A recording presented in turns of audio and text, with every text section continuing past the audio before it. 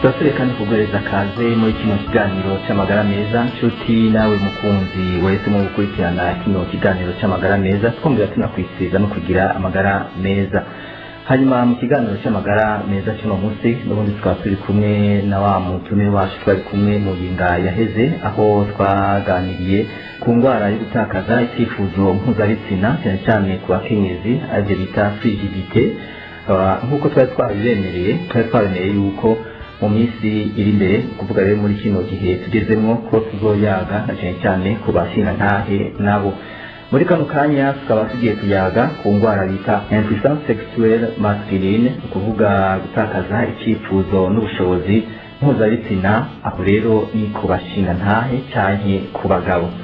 Rero umutumire wacu uyundi reka tumureke abaramutse yongere kandi abidondore, hanyuma cyo tuyaga ibitari bike bifatiye kuri iyi impuissance sexuelle masculine. Ego murakoze kutwakira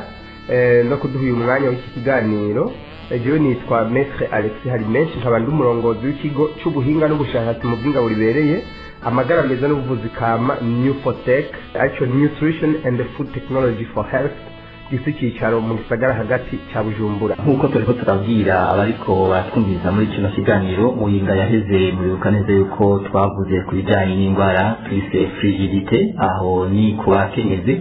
no kuvuga gutakaza icyifuzo cyo kurangura amabanga y'abubatse ku bakenyezi. Hanyuma rero abariko badukurikirana tukaba twabemereye yuko ku munsi w'uno munsi ca tubandanya ku ndwara bita impuissance sexuelle masculine, ni kuvuga gutakaza icyifuzo n'ubushobozi mpuzabitsina ku bagabo cyane ku bashinga ntahe. Mbega nk'abo bariko batwumviza rero tuciye tuja ku muriri, ibimenyetso biranga iyo impuissance sexuelle masculine n'ivyahe canke ko gutakaza icyifuzo n'ubushobozi mpuzabitsina ku bagabo? Hariho ibimenyetso simusiga kandi byoroshe kubona, bidasaba kurondera abaganga cyangwa abahinga mu by'ingaburo n'amagara y'abantu kugira ngo umenye yuko uri umugabo watakaje icyifuzo n'ubushobozi byo kurangura amabanga y'abubatsi. Ubwa mbere, iyo umugabo yatakaje icyifuzo n'ubushobozi byo kurangura amabanga y'abubatsi cyangwa cyagabanutse, asigara yumva adakeneye umukenyezi wiwe mu buryo bw'impuzabitsina. Ni ukuvuga asigara yumva ashobora kwiryamira ijoro rimwe, amajoro abiri, atatu, ane, atanu, umukenyezi atamurondeye ahubwo ho hagashimira Imana, kuko nawe umubiri udaheza ngo yumve uriko uramusaba gukenera umukenyezi wiwe. Ikindi kimenyetso kigira kabiri simusiga, hariho abagabo bamwe iyo batanguye ijya myimenyerezo itangurira guhuza ibitsina ituma bashushanya, ibyo twita caresse mu Gifaransa, wewe atasanga igihimba ciwe kirondoka giciye kigwa mbere ataranatangura no kurangura amabanga y'abubatse, cyane naho iyo agize ngo arinanata bagakora ijya myimenyerezo yo gushushanya bataratangura kurangura amabanga y'abubatse, agize gusa ngo aratanguye mu masegonda 5-10 igihimba ciwe kirondoka kikaca kigwa, aribyo twita ejaculation précoce. Ico ni kimenyamenya cyerekana yuko uwo mugabo yamaze guhura n'indwara yo gutakaza ubushobozi bwo kurangura amabanga y'abubatsi. Hariho umugabo n'abandi bagabo baba bafite ubushobozi mugabo bukeye, nk'ubu iyo atangiye kurangura amabanga y'abubatsi akaba yakoze ijya myimenyerezo yo gushushanya aribyo twita caresse kandi bikagenda neza, hanyuma akanatangura igikorwa cyo kurangura amabanga y'abubatsi bikagenda neza, mugabo ntashobore no kumara iminota 5, mugabo nk'umunota 1-2, ubwo nyine wewe akaba yiryamiye, akaba yisinziririye. N'uwo nawe aba yaratakaje ubushobozi mpuzabitsina aribyo twita baisse de la libido. Hari n'igihe naho bishobora gushika uwo mugabo akarangura amabanga y'abubatse, mugabo yinana akamara n'iminota 5, ntasubire n'inyuma y'amasaha 2 cyangwa 3, naho umukenyezi yokora utwigonzwa cyo twose. Icyo gihe rero uwo mugabo aba yaratakaje ubushobozi bwo kurangura amabanga y'abubatse. Abahinga banonosoye ibijyanye n'ibyo guhuza ibitsina n'indwara zijyanye nabyo, abo twita les sexologues, bemeza yuko iyo umugabo adashoboye kumara n'imiburiburi umunota 1 ariko arangura amabanga y'abubatse, aba yatakaje ubushobozi mpuzabitsina ku rwego twita impuissance sexuelle. Ni ukuvuga yuko aba ari ku rugero rukaze rukomeye, mbere no gutuma n'urugo rusambuka iyo umugore atabaye umugore nyine yigumya yifata agapfa gufyonderako ariko iyo ashoboye kumara hagati y'umunota umwe n'iminota 5 ntaba afite ibi twita impuissance sexuelle nuvuga aba yaratakaje ubushobozi bwaragabanutse mugabo ataragera ku rwego rw'indwara twita impuissance sexuelle babyita mu gifaransa baisse de la libido iyo ashobora kumara hagati y'umunota umwe n'itatu cyangwa 5 ni ukuvuga ni ubushobozi bwagabanutse mugabo ntaragwaye indwara nyezina ubundi rero iyo umugabo afise ubushobozi n'icyifuzo gikwiye byo kurangura amabanga y'abubatsi akaba afungura imfungurwa nzima anywa n'ibinyobwa bizima bitonona umubiri muri rusange hamwe n'ubwonko mu buryo bw'umwihariko aba afite ubushobozi bwo kurangura amabanga y'abubatsi igihimba kirondoka ciwe kidashoboye kugwa ku nshuro ya mbere ni ukuvuga icyo bita premier coup arashobora kumara umwanya washaka ari munini cyane hagati y'iminota 5 10 hariho n'abayirenze mugabo niyo bishitse igihimba kirondoka kiwe kikagwa hanyuma ashobora kucasubira ubwo nyene umudamu wiwe amufashije mu buryo bwo gushushanya akaba yomara hagati y'iminota 30 n'isaha imwe n'igice ariko ararangura amabanga y'abubatsi kandi ibyo ntabwo umugabo aba ameze nk'igikoko ni ibintu bisanzwe cyane na cyane cyane iyo umugore nawe atangwara agwaye yo gutakoza icyifuzo n'ubushobozi byo kurangura amabanga y'abubatsi ku bakenyezi byo twita frigidite na cyane cyane iyo atuma mu gihimba kirondoka ibyo twita trouble de lubrification vaginale niko ndavuga umukenyezi reka dusubire inyuma gatoya hari icyo mugiye kubwira abariko batwumviza ati bivanye n'ibinyobwa canke ibifungurwa yihereza mushatse kuvuga iki mushatse kuvuga yuko ibifungurwa n'ibinyobwa abantu bihereza tuza kugaruka ko turiko turavuga bituma bwa bushobozi butakara ahanini bishobora gutuma atakaza izo nguvu n'ubwo bushobozi turaza kubigaruka mu kanya turiko turavuga bituma abagabo batakaza ubushobozi n'icyifuzo cyo kurangura amabanga y'abubatsi rero tubananje gatoyi uyu mugabo rero ahagaze neza ku nshuro ya mbere amara nk'iminota iri hagati y'5 na 10 n'imiburiburi hariho n'abayirenze ku bw'ibyo rero birahambaye kumenya ibintu bituma abashinga ntahe batakaza icyifuzo n'ubushobozi mpuzabitsina aje twita baisse de la libido iyo biri ku rugero ruto cyane naho iyo byarenze ihaniro twita impuissance sexuelle masculine. Yego mu kiganiro cyaheze mwabwiye yuko ijya ndwara ku bakenyezi ijya frigidite twavuganye ko ishobora gukira mbega no kuri impuissance sexuelle masculine iyi ndwara yo gutakaza icyifuzo n'ubushobozi mpuzabitsina ku bashinga ntahe mbega rero irakira indwara iyo ariyo yose yaba bijya byo gutakaza ibyo kuryoherwa n'imibonano mpuzabitsina ku bakenyezi aribyo twita frigidite nabyo biramoko arengane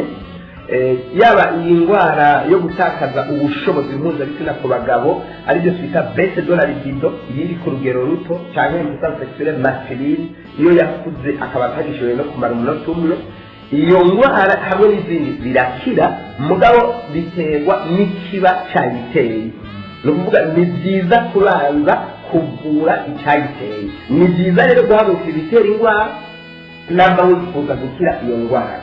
urabimenya hanyuma ukabizirira iyo bizirigwa ya ndwara rero niho honyine ushobora kuyivura igakira ni ukuvuga umuntu akazitira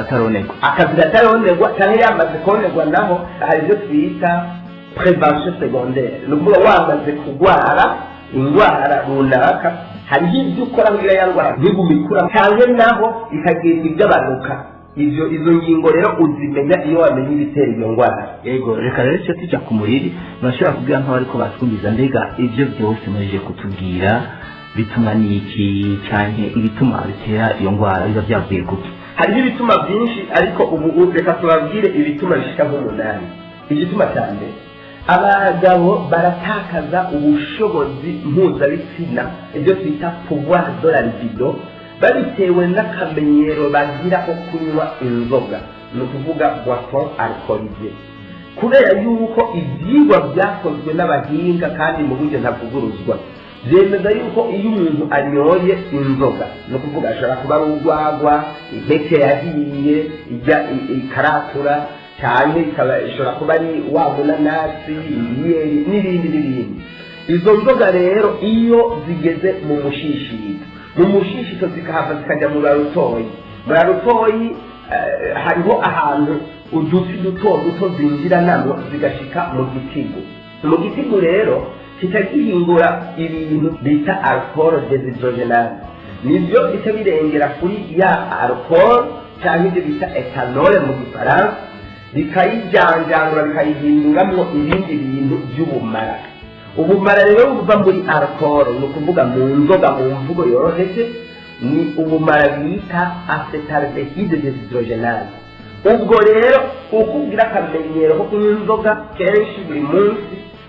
naho wanyoye nkeya niko bwa bumara bita acetaldehyde deshydrogenase nabwo bugwira mu maraso. Mu byigwa byakozwe n'abahinga bikaboneka no mu bitabo bitandukanye bivuga iby'amagara y'abantu byerekana yuko acetaldehyde deshydrogenase cyangwa ubumara buba mu nzoga busangangura mu maraso y'umuntu insanganyangaburo cyangwa vitamine yaba ari A, ari B, ari C, ari E n'ibyunyunyu bitandukanye. Nko mu gihe rero insanganyangaburo cyangwa vitamine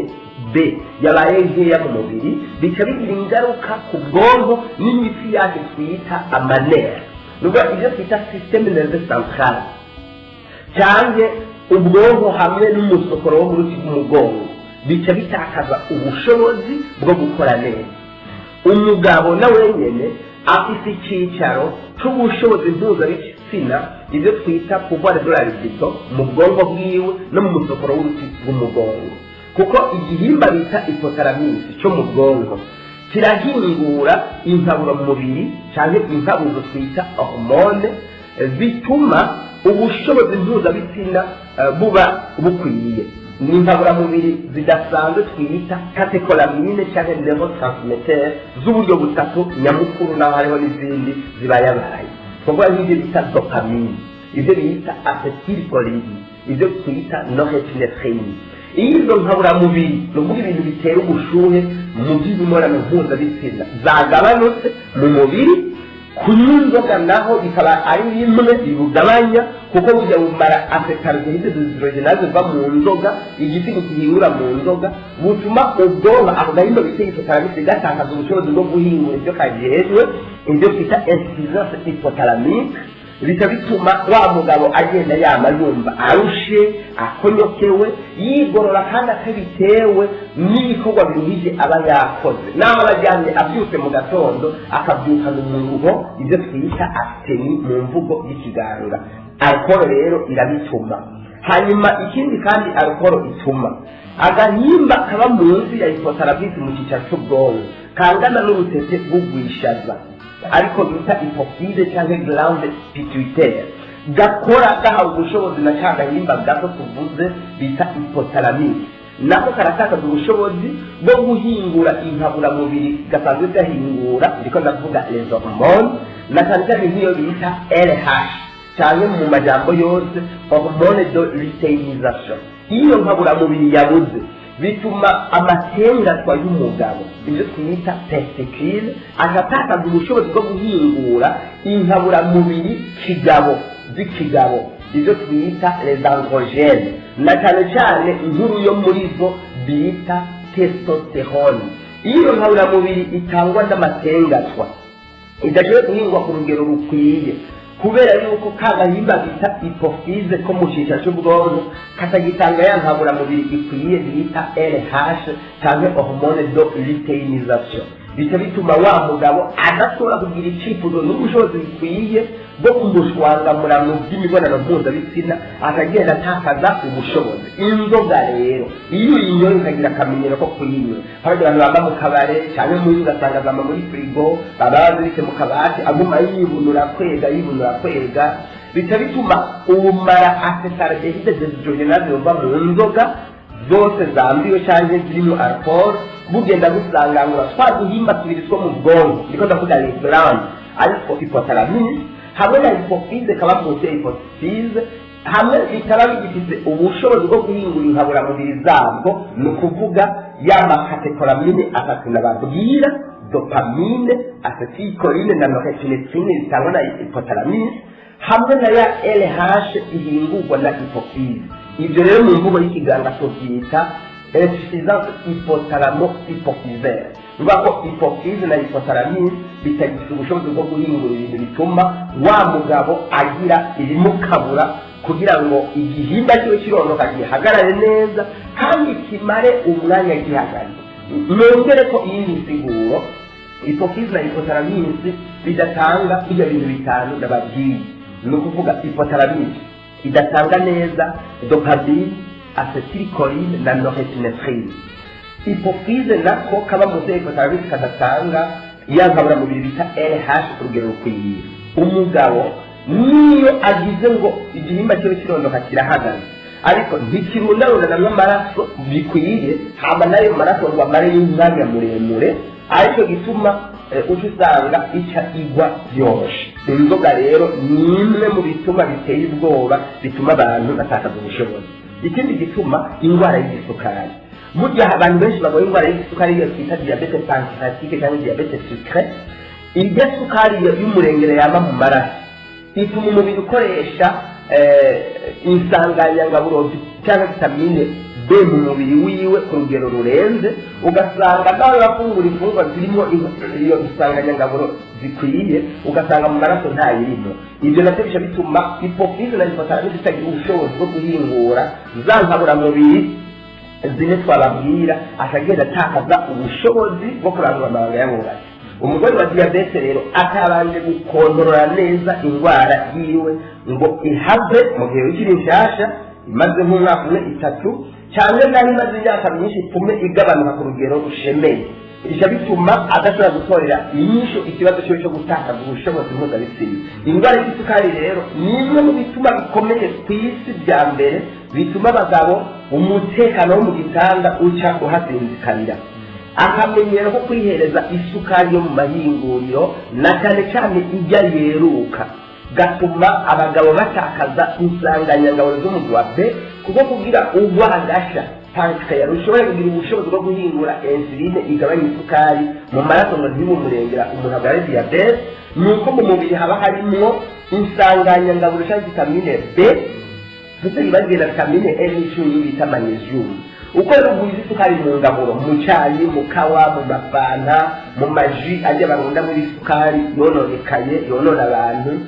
abategurira kujya kwa muganga, niko n'isanganyangaburo B nazo zigabanuka mu mubiri, ubwonko bugapfa ku rwego ruhambaye. Hamwe umugabo agenda yamarusha konyera yinanura yumva aremerewe, hanyuma ubushobozi mpuzabitsina ariko tutakuba duhazina bwo kagenda bugenda. Hariho n'igihe usanga abagabo bamwe batigishijwe neza bitewe n'aho bakuriye ubumenyi bafise, ugasanga handitse kurangura amabanga y'abubatse bakagusimbira ko gusa batabanje gutegura abakenyezi babo. Abakenyezi nabo ngo babategure mu kubwira ikijambo kiryoshe cyangwa naho mu gutegurana mu gukorakorana ko ku bihimba bitera ubushuhe mu by'imibonano mpuzabitsina aribyo bita zone erogene. Ibyo bica bituma yaba umugabo yamugenyeza ataba yiteguye mbere, kubera yuko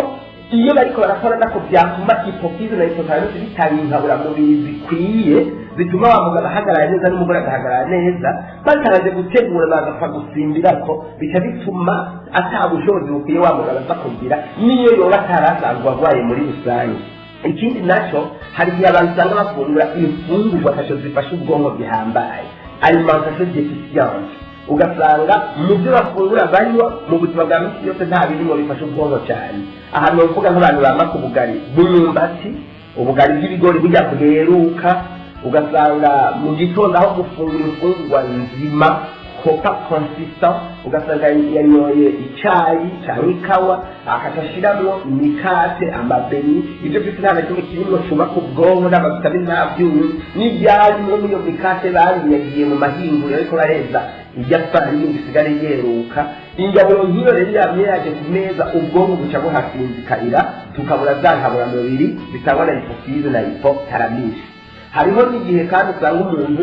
yamba ku burobe imikembe ahinduye naho akarya uwo muceri wera watakarije kagashishwa kaba munsi y'igikumbi twita sondori hariya ku mahinguriro ariko barasya urya muceri. Iyo uwo muceri wamye wagaruka ku meza awuhinduye ubugari bw'imyumbati canke ubugari bw'ibigori burya bweruka. Iyo ngaburo bituma ituba ku bwonko ahubwo ubwonko bukahasinzikarira. Ibyo navyo birakwereka ko abagabo batakaza icifuzo n'ubushobozi mpuzabitsina. Hariho n'igihe ushobora gusanga umugabo atakaje ubushobozi mpuzabitsina abitewe n'imibanire mibi mu miryango, cyane cyane ku wo bubakanye, bakaba barashwana, batukana, batemerana, cyangwa bakaba badakundana, umwe atiyumvamo uwundi, ibyo twita conflit familial. Ibyo rero biratuma ubwonko bw'amaburushe buremewe,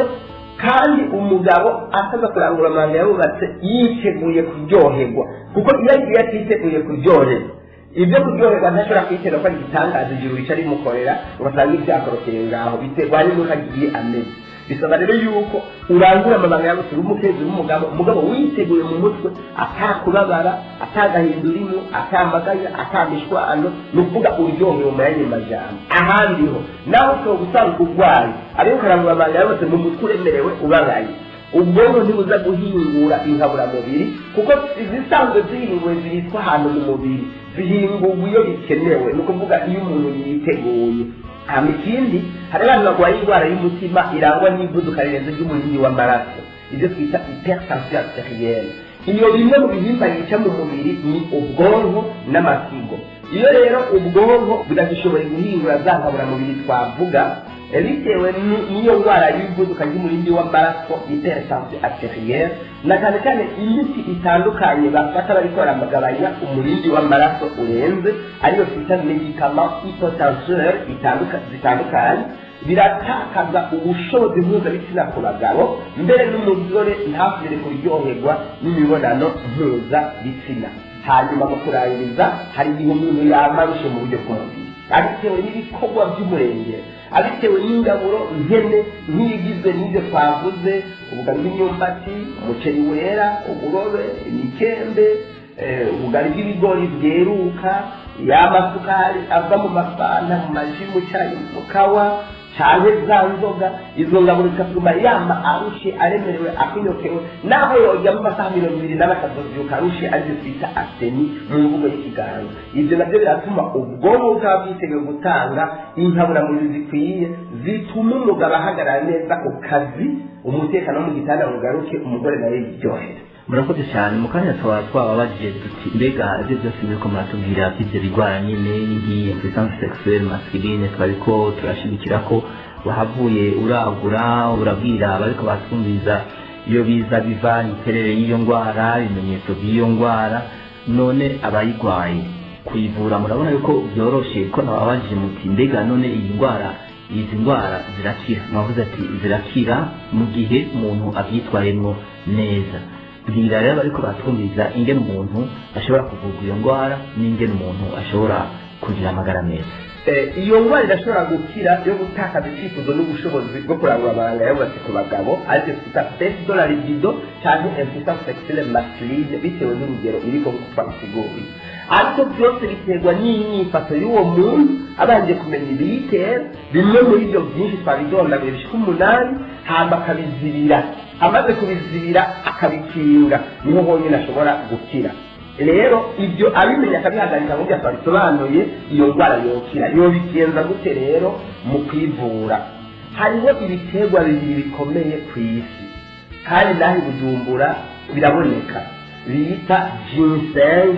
panaxe rouge, n'ibyo bita ginkgo biloba. Ginseng irafise ibintu bita ginsenoside, ginkgo biloba irafise ibintu bita bilobazide, n'ibindi byinshi cyane tutadondaguye bifasha umubiri birimo ibyo biterwa bibiri. Iyo rero ginsenoside na bilobazide biri muri ginseng na ginkgo biloba bigiye mu mubiri w'umuntu ku rugero rukwiye, bica bituma hypothalamus na hypophyse yo mu bwonko biringura inkaburamubiri zikwiye, amaraso akakayirukira ari menshi mu gihimba cy'irondoka cy'umudamu cyane cy'umugabo, mu gihe bariko barategurana biteguriye mu gushushanya mu mibonano mpuzabitsina cyangwa bariko bararangura amabanga yabubatse, bigatuma umugabo n'umugore bahagarara neza. Vuba ginseng na ginkgo biloba rero urashaka kubibona biri mu buryo bw'ibinini cyangwa mu bundi buryo biba byahinguwe, hanyuma ukabifata bikagenda neza, ugasiga bahagaze neza. Hariho n'ibindi twavuze ku bakenyezi bita sezame, na cyane cyane iyo zibejeje zikazana imigera, ku buhinga busabwa kuko tumenyereye nabi tukazibura tukamera nk'umubirizi hanyuma izo sezame zimejeje ibyo twita sezame germe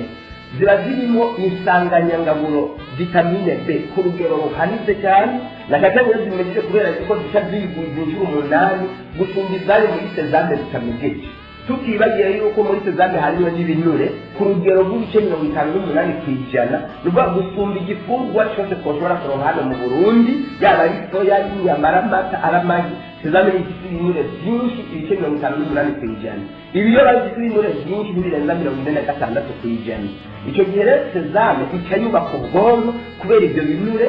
twita acide gras essentiel kandi bitigeze biduza mu maraso cyatumire kuri twita cholesterol LDL bitazivye imiti bitayihomamwe nuvuga rero byubaka ubwonko bigatuma hypothalamus na hypophyse bitanga inhabura mubiri ku rugero rushemeye rubereye na cyane cyane mu gihe sezame muri bya binure byayo isanga ifite ubundi bwoko bw'ibinure budasanzwe biyita lecitine bugenda muri cya gihimba cy'ubwonko bita hypothalamus bigatuma uduseyire cyangwa uduce mangingo tugize ako gahimba izo twita neurone duhingura za nkaburamubiri zidasanzwe twita catecholamine dopamine acetylcholine na norepinephrine hypophyse nayo igahingura LH ikwiye kugira ngo inkaburamubiri zikenewe kugira ngo umugabo ahagarare neza ku gitanda zica ziboneka hanyuma umuntu kandi mu musururu ugizwe na soya na sezame awugize nyambere ku buryo ku munsi yofata nk'ibikombe 2 bya mirongo cyane ku basirimu y'amatasi manini ku munsi akagize n'isukari mu gasubuke atagwa indwara y'isukari akabushiramo biratuma ubwonko bwubakwa neza na kagere mu gihe zose zamena soya byoba bimejeje bikazana imigera kuko insanganyangaburo B zubaka ubwonko ziba nyinshi ku rugero rw'ibice 8% byiyongereye mu gusumba zarimo zikaranze isanzwe mu yandi majambo yo kuvuga yuko jinko biroba na ginseng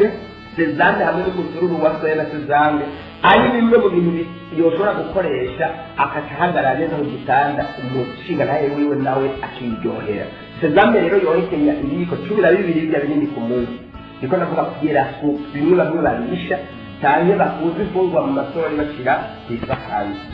afashe bine mu gitondo bine saa 7 ku mugoroba zikarana arose zimejeje zikazana imigera hoho byitwa sezame germe yoraye muhinga akayifatanya n'ibi bintu bita ginseng na ginkgo biloba n'umusururu w'ubuyi ukoze muri sezame umutekano wo mu gitanda wacugaruka hamwe yoba yazuye ibitera iyo ndwara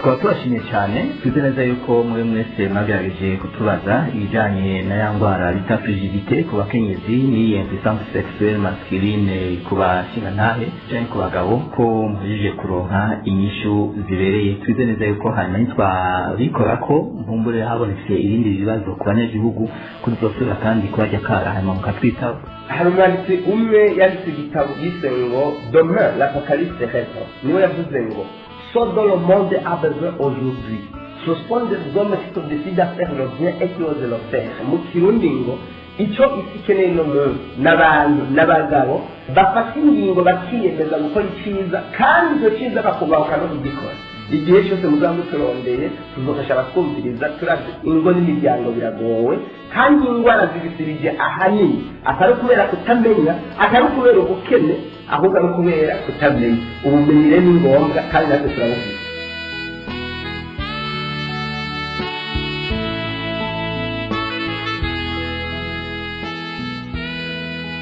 mwari kumwe na jewe Maître Alex Harimenshi umurongozi w'ikigo Nifoteke Burundi mushobora no kuronka n'ibindi biganiro byinshi bitandukanye tumaze gutunganya kandi dusanzwe dutangira ubuntu hamwe n'ibindi tugiye gutunganya musavye kuba muri umwe mu migwi ya Nifoteke Ingaburikiza irenga 150 kandi mushobora no kuza mwironkera ibiganiro byacu biciye mu buryo bw'ama audio hamwe n'amareresi video mubisanze kuri YouTube Nifoteke Burundi hanyuma mukabyumviriza mukabikurikirana umwanya uwo ari wo wose mushakiye mutarinze kubidusaba kubera yuko ari bwo buryo bwiza kandi bworoshe bwo kuronka ibiganiro byacu umwanya wose mubigombeye. Kandi mugeze kuri YouTube ntimwibagire gufyonda ahanditse s'abonner canke subscribe hamwe no guca mufyonda ku kantu kameze nk'agakengeri muca mubona mugafyonda ahanditse toute canke all kubumva ururimi rw'icongereza. Muri ubwo buryo muba mushoboye gutuma igihe cyose turungitse ikiganiro mu buryo bw'ireresi canke video muca mubimenya kandi kaca kibashikira mutarinze kurinda kukirondera. Hamwe n'ivyo rero tukabasaba yuko igihe muronse izi nyigisho z'akanovera kandi ku buntu mugire n'umwete wo kuzisabikanya n'abandi mu kuzinyanyagiza hirya no hino mu Burundi no kw'isi, maze muri ubwo buryo mukaba mwifatikanije n'ikigo c'ubuhinga n'ubushakashatsi mu vy'ingaburo ibereye n'ubuvuzi kama Nifotec Burundi muri kino gikorwa c'iteka co gukinga no kugabanya imibabaro mu bantu biciye mu buvuzi kama.